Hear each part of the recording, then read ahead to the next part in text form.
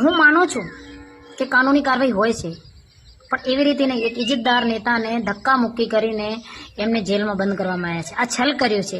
કેમ કે સચ હંમેશા કડવો હોય છે, એ ચાહે સરકાર. તો કેમ છો બધા લોકો? જોઈ લ્યો આદિવાસી બેનનો એક જોરદાર વિડીયો વાયરલ થઈ રહ્યો છે.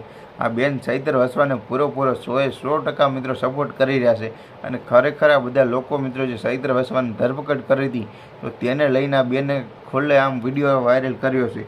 અને આ બેન એવું કહી રહ્યા છે કે આવી રીતને તમે એનું અપમાન ન કરી શકો. અમારા ધારાસભ્ય, અમારા એમએલએ છે.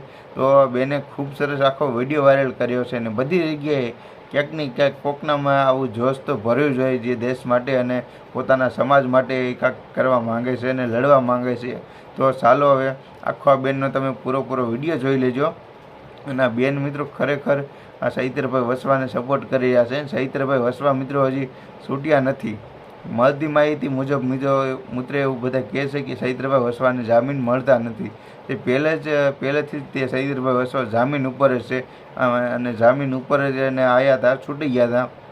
અને ત્યારબાદ તેને ધરપકડ પાછી કરવામાં આવી ગયા. એટલે કે જે તમે જાણો છો કે એક ચૂંટણી મિટિંગ થઈ હતી, તો મિટિંગને લઈને ગ્લાસ મારવામાં એની એફઆઈઆર લખવામાં આવી.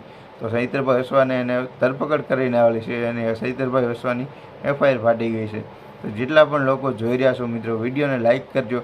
અને આદિવાસી સમાજના બેન છે તેનો ખૂબ સરસ અત્યારે વિડીયો વાયરલ થઈ રહ્યો છે.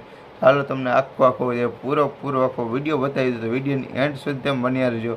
અને મિત્રો હા, તમે ક્યાંથી છો મિત્રો, કયા જિલ્લામાં અને કયા ગામના, કયા તાલુકાના છો, કમેન્ટ કરીને બતાવજો. હું પણ જોઈ શકું કે તમે મારા વિડીયો ક્યાં સુધી તમારી પાસે મારા વિડીયો પૂગે છે, જેટલા પણ લોકો જોવો છો તે બધા. અને ચાલો વિડીયો લાઇક કરો, ચેનલ પર નવા તો મિત્રો સબસ્ક્રાઈબ કરો.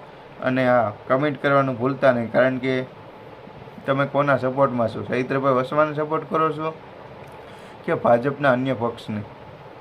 ચાલો આખો વિડીયો તમે જોઈ લ્યો. આદિવાસી હતા એટલે જ ને એવો સલ્યુટ કર્યું છે ને, તમે ભેદભાવ કરીને સલ્યુટ કર્યું છે. આ વાત તમે યાદ રાખજો કે તમારી અનેક જેટલી બી તમે હરકતો કરી છે ને, એનો ડબલ બદલો લેવામાં આવશે. અને કોઈ બી શહેરમાં, કોઈ બી જગ્યા, કોઈ બી ગામમાં રહેતા હો આદિવાસીઓ, તમારા માટે બહુ મોટો ચેલેન્જ છે.